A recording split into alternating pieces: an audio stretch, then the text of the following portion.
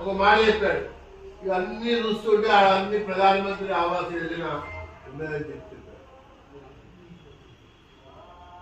ప్రధానమంత్రి ఆవాస్ యోజన కింద నా నియోజకవర్గంలో నేను ఎమ్మెల్యే ఉన్నప్పుడు డబల్ బెడ్రూమ్లు కావాలి అని పట్టుబట్టి వెంకయ్యనాయుడు గారి ద్వారా అనుమతి తీసుకోవడం ఒకటైతే, ఇది అనువైన ప్రదేశం ఇక్కడ కట్టాలి అని చెప్పని ఆయనతో మాట్లాడి అందరిని కూర్చోబెట్టి ఈ ప్లేస్ ని ఎంఆర్ఓ తీసుకొచ్చాం, ఈ ప్లేస్ ని ఆర్డీఓ తీసుకొచ్చాం.